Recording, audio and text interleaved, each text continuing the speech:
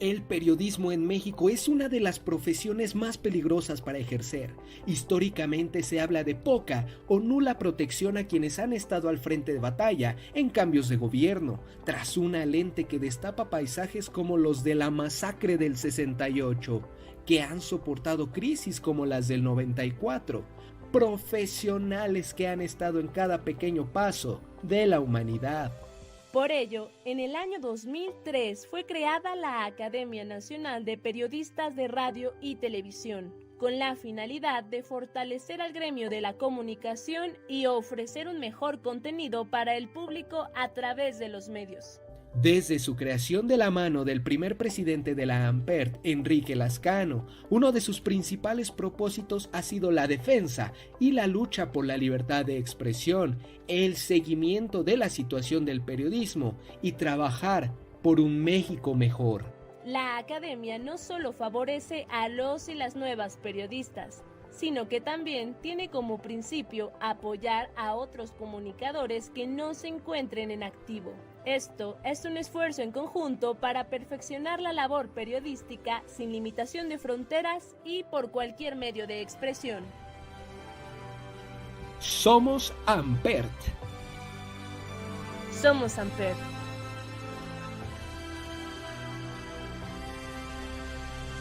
¿Qué tal? ¿Cómo están? Yo soy Yasmina Alessandrini y les agradezco que nos acompañe a su programa, que ya es un programa periodismo tal cual. Pues en este último año completito en todo el mundo, hemos estado viviendo a través del COVID. Todo lo que hacemos, todos nuestros movimientos, toda nuestra vida, toda nuestra parte emocional, nuestra parte económica, en todos los sentidos, hemos tenido que vivir alrededor de esto. Que si tenemos inyecciones, que si nos recomiendan las gotas de fulano, los medicamentos de fulano. En fin, todo ha sido, hemos ido viviendo de manera muy poco adecuada esta nueva normalidad, que no sé por qué le llaman así, pero bueno, digamos de que no es normal, es una nueva vida. Pero hay un tema muy sensible que nosotros no hemos estimado. Tampoco digo que lo hemos subestimado, pero que es muy importante y que no lo hemos volteado a ver, que es el tema del suicidio a través del COVID, viviendo el COVID. Y por eso hoy escogí este tema y también elegí, yo creo que a los expertos, la gente que de verdad sabe y que de verdad está interesada en este tema. Y me da muchísimo gusto recibir a una gran escritora. Ella es Rita Jaime. Rita, muchas gracias por acompañarnos. Mario, muchas gracias. Judith Álamo, nuestra compañera de ANPERT. Ella es periodista, psicoterapeuta. Ella es una entusiasta y pues, de las personas importantes de lo que es nuestra Asociación Nacional de Periodistas de Radio y Televisión, ANPERT, y me da mucho gusto saludarte, mi querida Judith. Gracias por estar con nosotros. Gracias, Yasmín. Otro gran especialista, otro gran periodista, él es sociólogo, periodista, Fernando Castro Borges, también miembro de la ANPERT. Y bueno, pues vamos a dar inicio a esta conversación. Fernando, muchas gracias por estar aquí con nosotros. Muchas gracias, Yasmín. Saludos a todos. Antes de dar inicio a este tema, ¿qué les parece si escuchamos algo que preparamos para ustedes? Una síntesis. Vamos a escuchar. La pandemia por coronavirus, que ha llegado a nuestro país hace casi un año y que ha logrado cobrar la vida de más de 210,000 mexicanos, ha trastocado nuestras vidas por completo. Sobre la marcha, hemos tenido que adoptar nuevos hábitos de convivencia a los que bautizamos como la nueva normalidad, que de normales no tiene nada. Los empleos, la actividad escolar y la economía de millones de nosotros ha sufrido cambios brutales. El home office y las clases presenciales son un contundente ejemplo de ello. Y de nuestras costumbres sociales, como puede ser salir a comer, cenar en un restaurante, ir al cine, acudir a un centro comercial, mejor ni hablamos. Hoy por hoy, nos guste o no, ya vivimos en otro mundo, estamos en modo supervivencia y aunque eventualmente lograremos superar esta crisis, queda claro que nada volverá a ser como antes. Sin embargo, atisbando en gran profundidad en esta situación, el común denominador en millones de seres humanos es la depresión. La gente está deprimida a distintos niveles y eso es muy preocupante. Sí, los gobiernos están abocados y enfocados en la eficacia de su sistema de salud por procurar los contagios de COVID-19, tratamientos y hospitalización.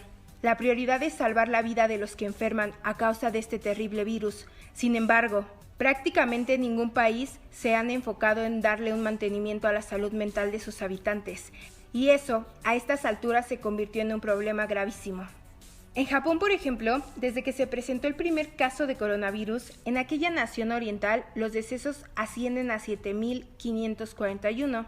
En octubre pasado registraron 2.087 fallecimientos por esta enfermedad, mientras que contabilizaban 2.153 suicidios, una cifra terrible, si consideramos que este país ya había logrado reducir su tasa de suicidios de forma considerable, de 18.5 por cada 100.000 habitantes a 16.6. Cierto, en México los índices que se han manejado son afortunadamente muchísimo menores a los que los japoneses manejan. De acuerdo al INEGI, en 2017 consideramos una tasa de 5.2 suicidios por cada 100.000 personas. ¿Cuáles son las causas que llevan al suicidio a las personas en estos días de pandemia? Por principio en cuentas, tenemos que considerar este tipo de coyunturas exacerban los factores de riesgo, pues la ansiedad, la angustia, la depresión y el aumento considerable, y varios son los sectores de la población que se ven afectados, los trabajadores de la salud que se ven obligados a vivir confinados en espacios reducidos, personas que ven pulverizados sus ingresos económicos porque pierden empleos y cuyos salarios son disminuidos, la preocupación por perder el año. Definitivamente se trata de un tema sumamente delicado al que debemos ocuparnos desde la fase de prevención. Por eso hay que estar muy alerta de nuestras personas más cercanas, pues este tipo de situación deriva en episodios de violencia intrafamiliar y de género, trastornos por abuso de bebidas alcohólicas, sustancias, sensaciones de pérdida. Incluso el síndrome de fatiga crónica podría ser un condicionante que orille a alguna persona a optar por quitarse la vida. El impacto del coronavirus ha tenido un impacto negativo en el bienestar mental de todos, y mantener nuestra sanidad en estos momentos se ha convertido en un desafío. Tenemos que estar conectados permanentemente a nuestras personas más allegadas y ser conscientes de los signos de riesgo, reaccionar de manera rápida. No debemos olvidar que la mayoría de los suicidios son precedidos de señales verbales y conductuales, por lo que requerimos de comunicarnos con la persona que manifiesta esos síntomas, hacer un plan conjunto con gente cercana y, por supuesto, también solicitar ayuda profesional. Prohibido tomarse esto a la ligera. Con información de Yasmina Alessandrini, Karen Andrade. Como escuchamos, este tema del suicidio se da en todo el mundo. Imaginable pensar que en Japón la gente se está muriendo más de suicidio que de contagio del COVID. En gran porcentaje esto es lo que está pasando, sobre todo en jóvenes. Y yo te daría la palabra a ti, mi querida Rita Jaime. Dinos, ¿qué está pasando con esto que no hemos tomado en cuenta realmente en tiempos de COVID? Bueno, pues ya desde 2018-19 la OMS había lanzado ya programas muy importantes con la idea de prevenir el suicidio, porque efectivamente la tendencia es cada vez más alta y sobre todo en edades muy jóvenes. Y obviamente el tema es un poco difícil porque ha sido un tema tabú. Yo he sido pionera en México, incluso con una campaña, Decía la Vida, he recorrido prácticamente todo el país, haciendo sensibilidad, obviamente cuando se podía, porque ahorita ya tenemos un tiempo que no, pero nos resistimos a hablar del suicidio, porque el suicidio implica la develación de la conformación interna de una familia y se devela toda esa intimidad. Entonces nos asusta y vamos guardando como secretos de familia. Hace poco, y lo platicamos Fernando y lo platicamos Judith, no hace muchos meses, un compañero periodista con una gran fortaleza, con una gran, muy echado para adelante, un hombre pues empresario, un hombre exitoso, que fue creciendo mucho, y de repente nos enteramos que se suicida, manda una carta al secretario de Seguridad Pública de la Ciudad de México, al licenciado Harfuch, y le dice, no se culpe a nadie por mi suicidio, porque se sentía él tan mal de no poder, porque así decía la carta, de no poder sostener ni siquiera los gastos esenciales para poder vivir. Mucha gente no dijo nada, no opinó, como tú dices, es un tabú. Algunos decían o cuchillaban cobardía o valentía. ¿Cómo lo tomas tú, mi querida Judita Lamo?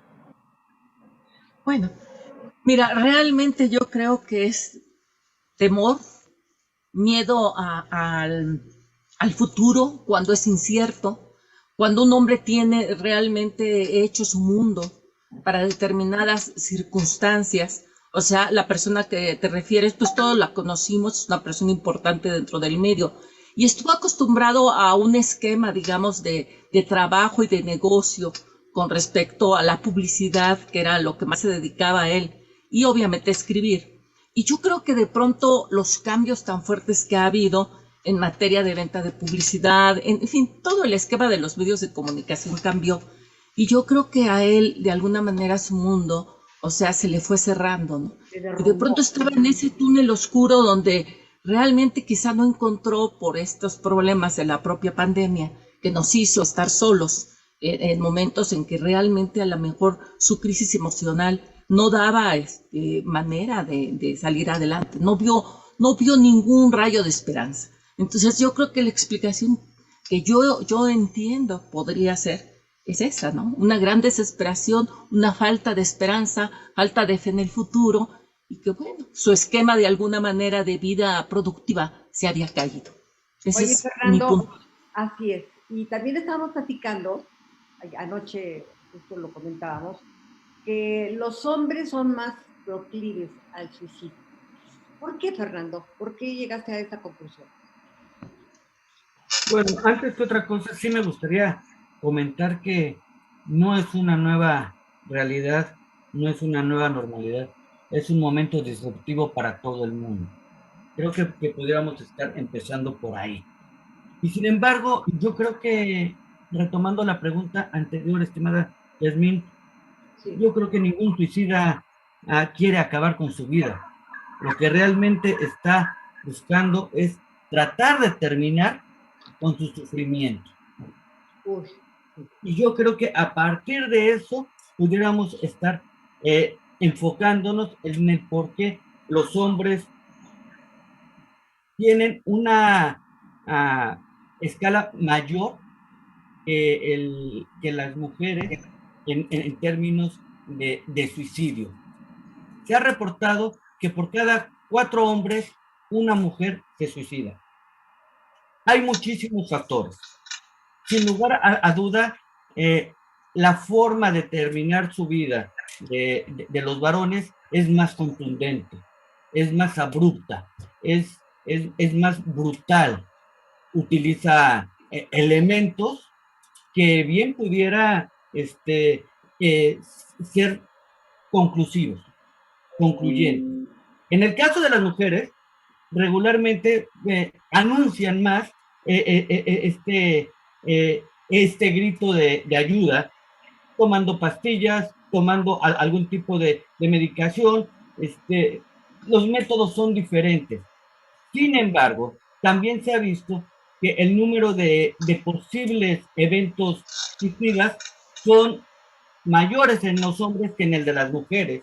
Y yo le preguntaría aquí a Rita, ¿cuáles son los detonantes principales? ¿Cuáles son esas señales corporales que nos indican que una persona está en peligro?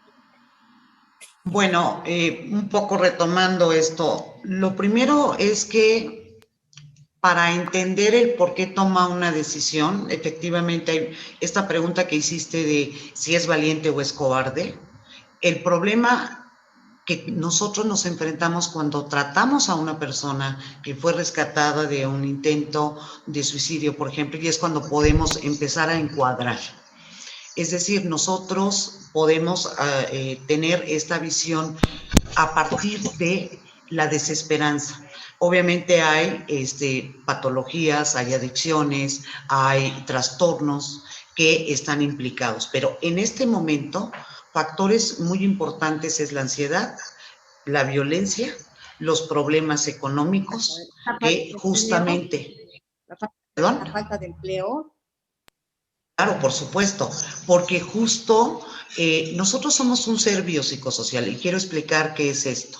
Imagínense un cuadrante, una cruz, donde estoy yo y soy un ser biopsicosocial. ¿Qué quiere decir eso? Que tengo una manifestación individual y tengo una manifestación colectiva. Para ser ese ser biopsicosocial yo me alimento de 4 relaciones esenciales. Una que es la del yo con el yo, que es la más íntima, mi autopercepción, todo lo que yo he experimentado, como yo lo he vivido. Y tengo la parte de un yo con otro, esos con los que establezco una relación de identificación, que escojo, que es la pareja, los amigos, la familia.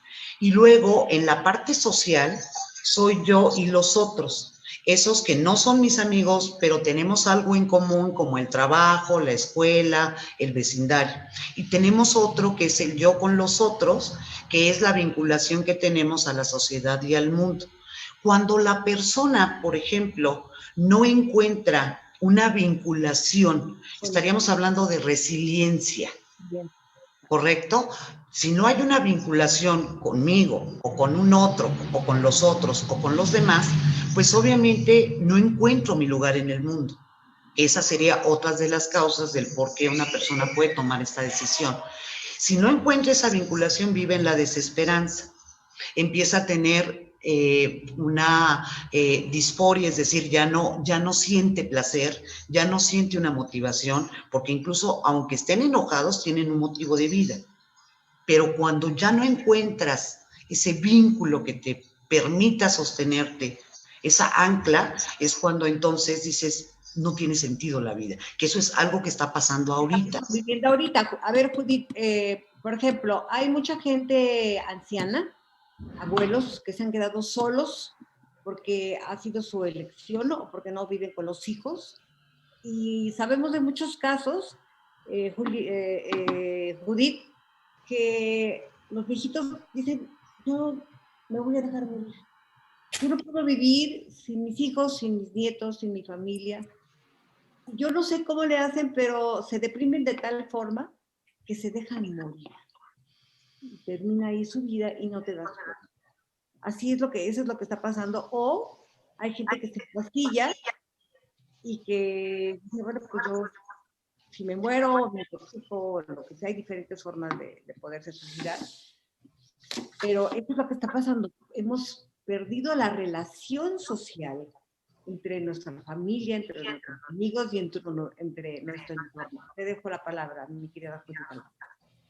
Sí, creo que todavía en México la familia sigue siendo en alguna forma unida y ve, si no en la mayor parte todavía, por sus ancianos. Porque, por ejemplo, en Europa sí vimos ahora que ya los ancianos estaban separados y todos estaban en casas para ancianos especializadas.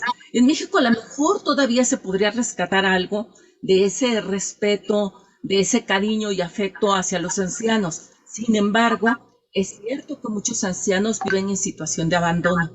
Viven realmente en una situación muy precaria y que su animosidad depende mucho de esos momentos y esos encuentros con sus hijos, con sus nietos, y que ahora no se pueden dar. Y que cuando se llegan a dar, lamentablemente pueden tener consecuencias fatales. Entonces, realmente sí es un sector de la población de alguna manera desvalido, vulnerable, que sí amerita una atención especial, pero que en estos momentos, cuando todo el esquema de atención del sector salud se está centrando hacia la pandemia, pues ha habido un gran descuido hacia muchos de estos grupos que ameritan una atención tanto psicológica como un apoyo social, la trabajadora social pendiente, los grupos o talleres de apoyo y además la agravante. Muchos de ellos no saben nada, de poderse conectar a una red, no saben de internet.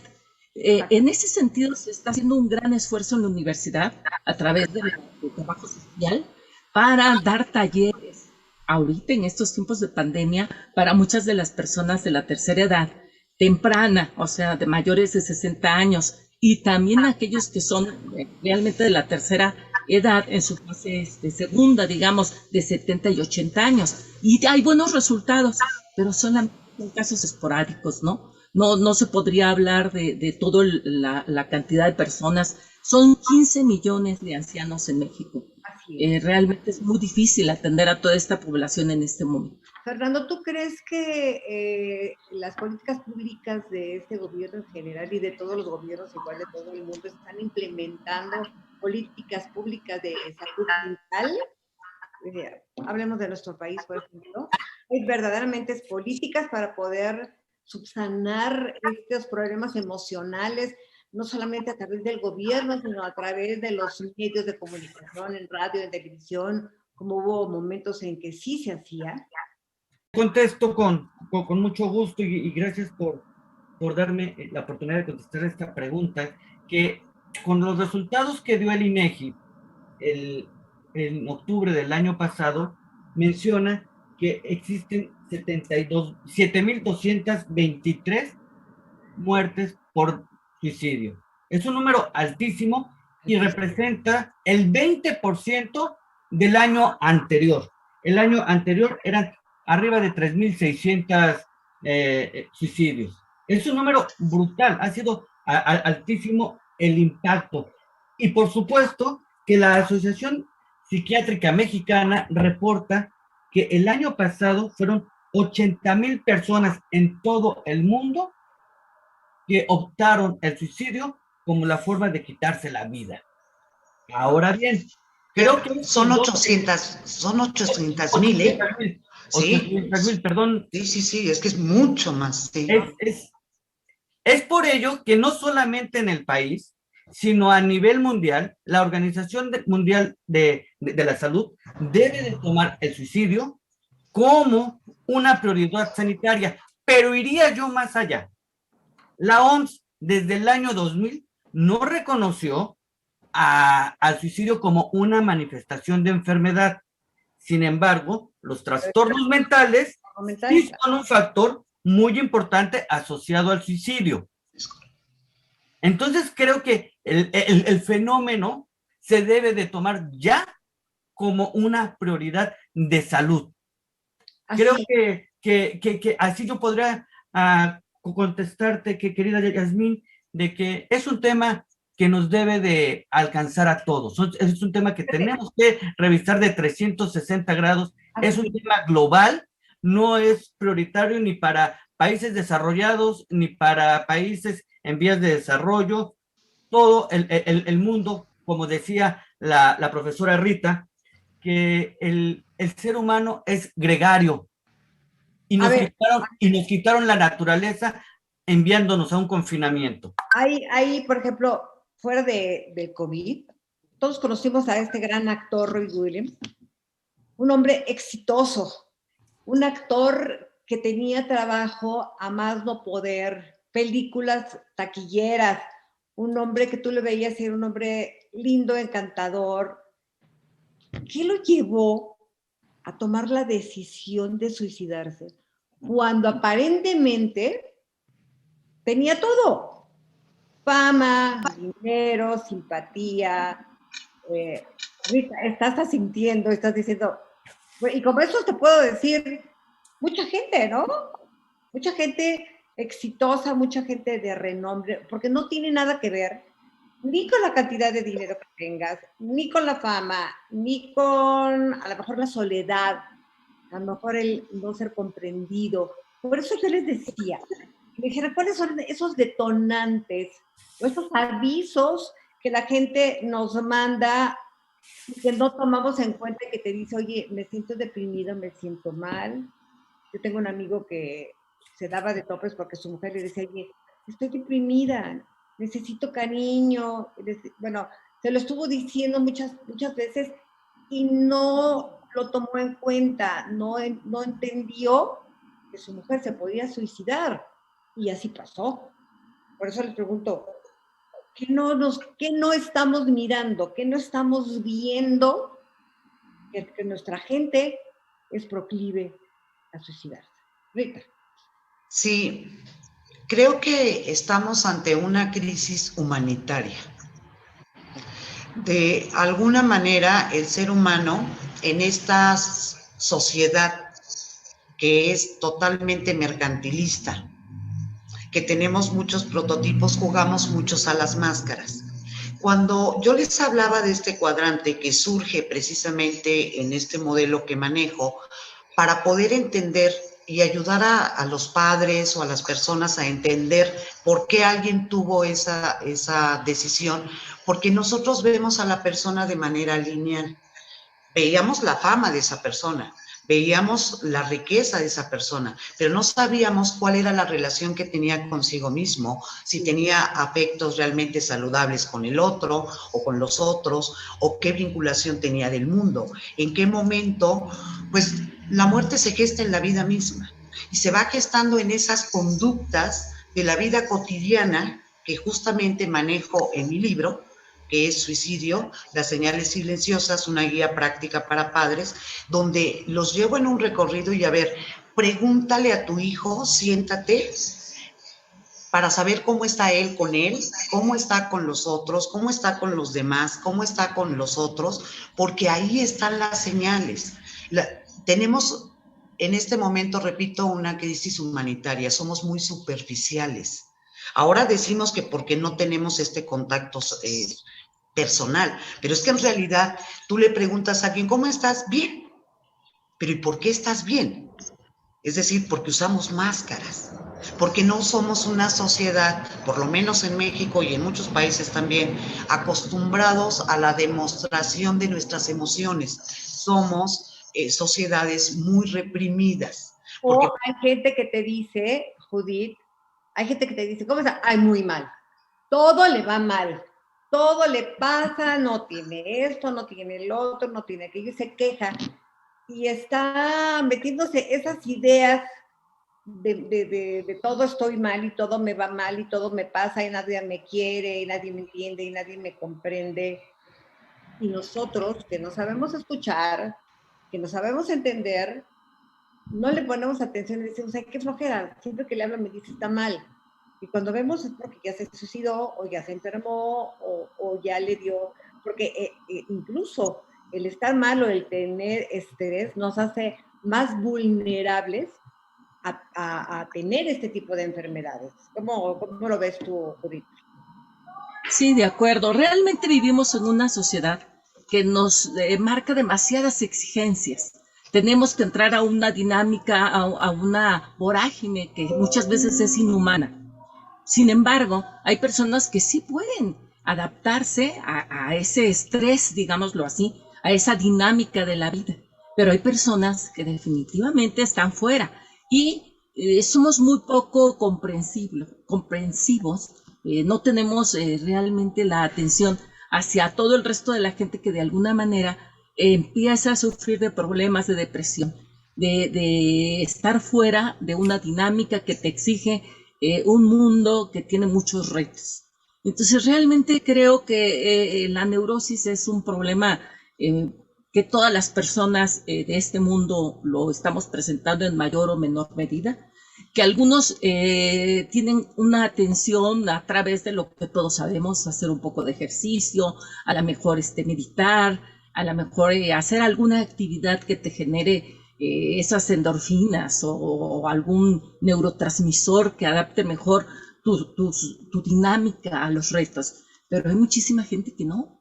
Y entonces toda esa gente, pues bueno, lo que hace es quizá, en algunos casos, dependiendo de la caracterología, ¿no?, que presenta, pues bueno, a lo mejor sufrir o llamar la atención a través del sufrimiento. ¿Por qué? Porque necesita esa comprensión de su lado humano, porque se siente rebasado, arrasado. Entonces, bueno, pues esos son muchos conflictos. Realmente estamos viviendo también un mundo real. La pandemia nos ha demostrado que hay muchos conflictos de salud mental, que hay muchas enfermedades que no se están atendiendo. ¿Por qué? Porque muchas veces el reto de la cotidianidad no alcanza a darnos cuenta de toda la problemática que humanamente tenemos. Ahora, Entonces, Fernando, hay gente, bueno, a los medios, creo, hemos contribuido a espantar al público. ¿Por qué? Porque le decimos, cuídate, no salgas, es que tú no sabes cómo es la enfermedad del COVID, porque te vas a morir asfixiado. Es una muerte terrible. Pero si ya te están anunciando esto, y ya viste que tu familiar, ya viste que tu hermano, ya viste que perdiste a tu mamá, perdiste a tus hijos, y no sabes bien a bien, porque nunca estuviste, nunca te dejaron entrar al hospital, pero está en tu imaginario pensar que también te vas a morir, pues entonces, pero además te vas a morir de una manera terrible, entre comillas, porque no lo sabemos realmente, no lo hemos visto, pues estamos contribuyendo a que la gente se suicide antes de que se muera de COVID y se muera asfixiado, tal como nos lo están platicando, ¿no? ¿No lo crees? Yo estoy totalmente de acuerdo contigo, y aunando a esto, creo que también es una responsabilidad no solamente de los medios, sino de toda la sociedad, tener información válida y verificable.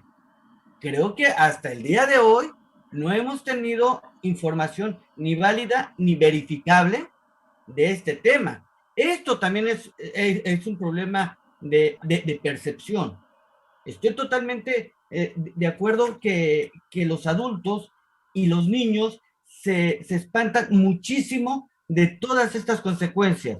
Por supuesto, Sí, tengo sin miedo. embargo, nosotros tampoco tenemos los elementos de dar una información precisa, clara, transparente, confiable, y no estoy hablando solamente, insisto, de un punto geográfico, es un tema de globalización. No ha habido un líder con esta armadura de certidumbre en donde nos puedan decir cuáles son los elementos.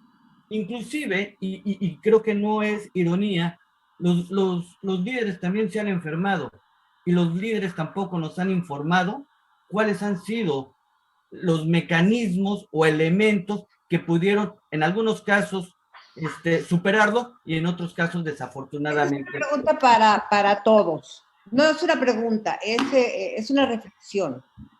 En los WhatsApp, en el Twitter, en Instagram, nos han bombardeado de información. Tómate óxido de cloro, tómate las gotas mágicas de fulana de tal, tómate tal medicamento, bueno, entonces ya no sabemos ni a dónde recurrir, ni qué hacer, ni qué tomar para poder aminorar el problema de la salud, pero tampoco de la forma en que podemos recurrir a un sistema de salud mental.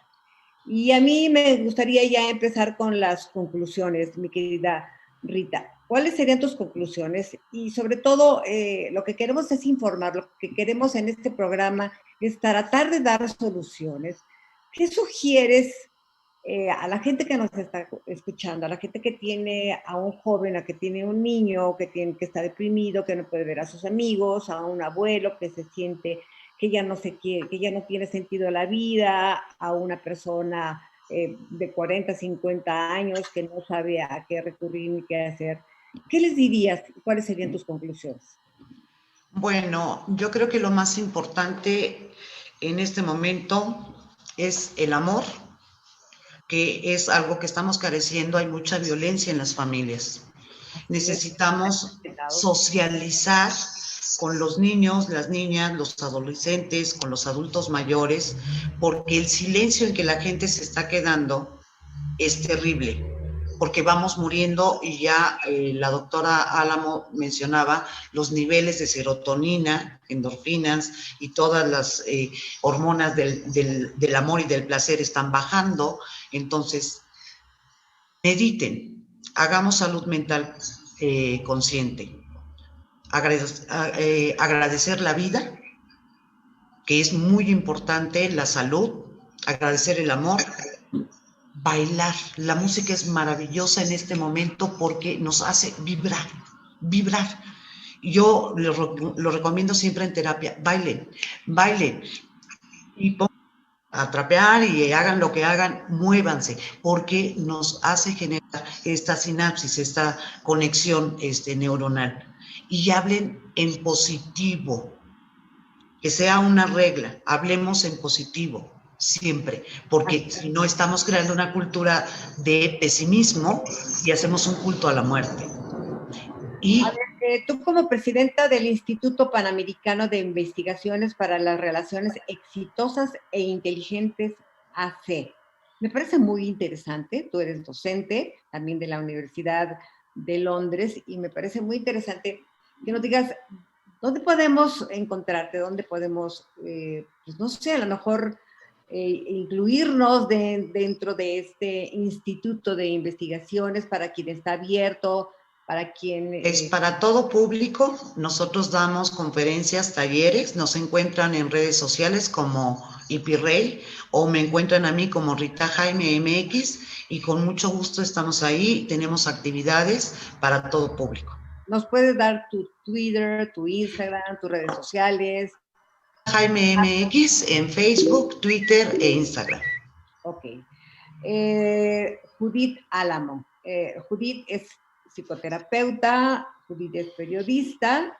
Me gustaría también que nos dieras tus conclusiones y que nos dijeras dónde te podríamos encontrar, dónde podemos tomar terapia contigo, dónde te podemos encontrar y platicar contigo, a lo mejor por esta vía, a lo mejor por teléfono, a lo mejor terapia por Zoom, qué sé yo. ¿Qué nos sugieres y cuáles serían tus conclusiones nuevamente, Judith? Mira, realmente yo creo que ya dijo la especialista Rita Jaime muchas cosas que son muy importantes. O sea, esta cuestión del amor, esta cuestión de la atención hacia las personas que nos rodean, en fin. Yo haría énfasis en que existen servicios para las personas que tienen desde ideación hasta las diferentes fases que hay respecto a posiblemente cometer un suicidio. O sea, el Consejo Ciudadano puso líneas que son de 24 horas. Yo ayer me di a la tarea de constatar que así era. Y sí, o sea, me contestaron especialistas. Por ejemplo, el Consejo Ciudadano tiene el teléfono 55 55 33 55 33 y ahí las 24 horas hay un centenar de especialistas, asesores, psicólogos y abogados que están contestando todas las llamadas. Creo que es muy importante para las personas que se sienten abrumados porque tienen pensamientos realmente suicidas, porque tienen ya planes o están amenazando de hacerlo. Creo que se puede recurrir ahí. Y otra cosa que les diría hay una línea de vida, que esa la está organizando, es una red de atención de salud mental, en la cual trabajan también asesores, trabajadores sociales y psicólogos. Su teléfono es 800-911-2000 y están atendiendo las 24 horas del día. Ellos iniciaron su trabajo contra las adicciones, pero ahora con el problema de la pandemia se han ido especializando en la atención de personas, más que nada de aquellas que ya se recuperaron, pero que no han recuperado la salud mental, que tienen muchos problemas que aún todavía no se han estudiado y que después quizá nos vamos a sorprender con la cantidad de secuelas que deja esta enfermedad, pero hay personas que lo están atendiendo.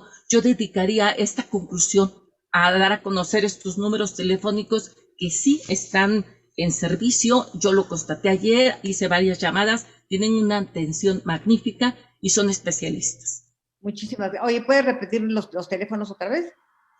Sí, es el 800-911-2000, es la línea de vida, y el otro teléfono es el 55 55 33 55 33. Es ahí es de Consejo Ciudadano, que también ha hecho un trabajo maravilloso, ha atendido a más de 20,000 personas en este último año y ha puesto muchos profesionales al servicio de la atención de estas personas que están en un problema tan grave, ¿no? Gracias, mi querida Judith Álamo. ¿Quieres darnos algún Sí, el Face. tu Face. Me pueden encontrar por Face, ¿verdad? Me pueden encontrar también mi teléfono y voy a dar mi Gmail, ¿no? judithalamol@gmail.com, y también por Twitter y por, en fin, Instagram. En todas las redes con Judith Álamo me van a localizar. Perfecto. Fernando Castro Borges, él es sociólogo, él es periodista, él vive en un lugar maravilloso, vive en Quintana Roo, se la pasa muy mal, pero lamentablemente en esa zona también hay mucho COVID. ¿Cuáles serían tus conclusiones, mi queridísimo Fernando Castro, y cuáles serían tus consejos? ¿Cuáles serían tus alternativas para darnos cuenta, para detectar pues este detonante que es el suicidio, que debemos de tomar en cuenta, yo creo que mucho, mucho más de lo que siquiera pudiéramos pensar?